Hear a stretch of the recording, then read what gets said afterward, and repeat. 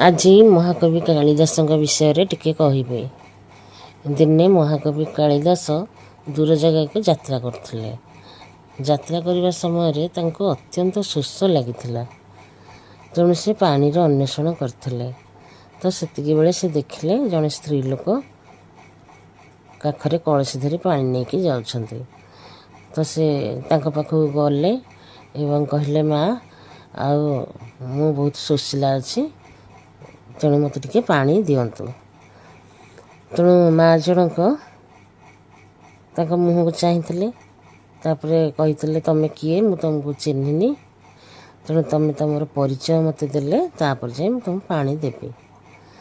ତ ସେଠି କାଳିଦାସ କହିଥିଲେ, ମୁଁ ହେଉଛି ଏ ଜାଗାର ଅତିଥି, ଆଉ ମୋତେ ଟିକେ ପାଣି ଦିଅନ୍ତୁ। ନା ସେ ମା' ଜଣକ କହିଲେ ତମେ ଅତିଥି? ସଂସାରରେ ମାତ୍ର 2 ଜଣ ଅତିଥି ଅଛନ୍ତି। ଜଣେ ହେଉଛନ୍ତି ଧନ ଆଉ ଜଣେ ହେଉଛନ୍ତି ଯୌବନ, ଯିଏକି କିଛି ସମୟ ପାଇଁ ମଣିଷ ଜୀବନକୁ ଅତିଥି ହେଇକି ଆସନ୍ତି ଆଉ ଫେରିଯାଆନ୍ତି। ତେଣୁ ତମେ ଅତିଥି ନୁହଁ, ତମେ ତୁମର ପରିଚୟ ଦିଅ।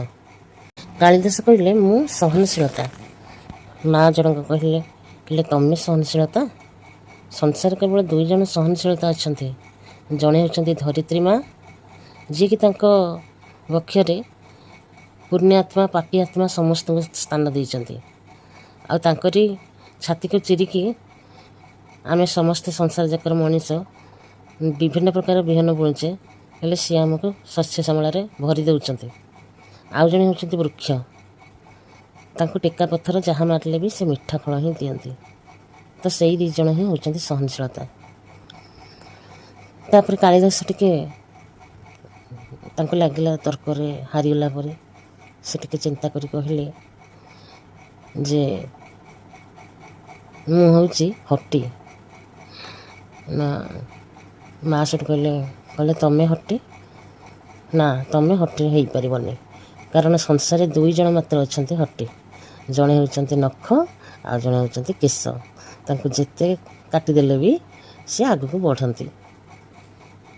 ତ ସେଇଠି କାଳିଦାସ ଟିକେ ବ୍ୟସ୍ତ ବିବ୍ରତ ହୋଇପଡ଼ିଛନ୍ତି, କାରଣ ତାଙ୍କୁ ଶୋଷ ଲାଗୁଛି, ପାଣି ଦରକାର। ସେ ଟିକେ ସାମାନ୍ୟ ବିରକ୍ତ ହୋଇ କହୁଛନ୍ତି, ତାହେଲେ ମୁଁ ମୂର୍ଖ।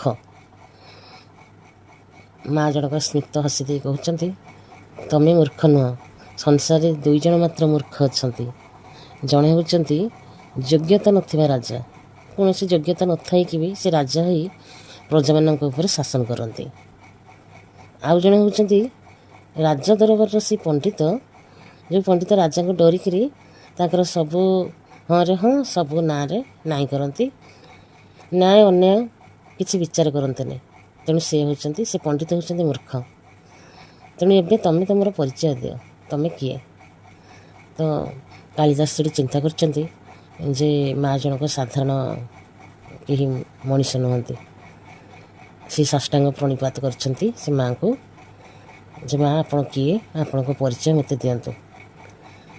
ତ ସେଇଠି ସାକ୍ଷାତ ସରସ୍ୱତୀ ମାତା ପ୍ରକଟ ହୋଇଛନ୍ତି। ସରସ୍ୱତୀ ମାତା ପ୍ରକଟ ହୋଇକି କାଳିଦାସଙ୍କୁ ଆଶୀର୍ବାଦ କରିଛନ୍ତି ଏବଂ ତାଙ୍କୁ କହିଛନ୍ତି ଯେ ଆଜି ମୁଁ ଏ ପ୍ରସଙ୍ଗ କହିବାର କାରଣ ଯେ କାଳିଦାସ, ତୁମ ମନରେ ତୁମ ବିଦ୍ୟା ଜ୍ଞାନ ପ୍ରତିଷ୍ଠାକୁ ନେଇକି ସାମାନ୍ୟ ଅହଙ୍କାର ଜାତ ହୋଇଥିଲା। ତେଣୁ ସେ ଅହଙ୍କାରକୁ ଭଙ୍ଗ କରିବା ପାଇଁ ମୁଁ ଆଜି ତୁମକୁ ଏଇ କଥା ସବୁ କହିଥିଲି। ତେଣୁ କାଳିଦାସ ମା'ଙ୍କୁ ପ୍ରଣାମ କରିଛନ୍ତି, ତାଙ୍କର ଆଶୀଷ ଭିକ୍ଷା କରିଛନ୍ତି। ମା'ଙ୍କୁ କହିଛନ୍ତି, ମା' ଆଉ ମୁଁ କେବେ ବି ମୋ ବିଦ୍ୟା ଜ୍ଞାନକୁ ନେଇକି ଆଉ ଅହଙ୍କାର କରିବି ନାହିଁ।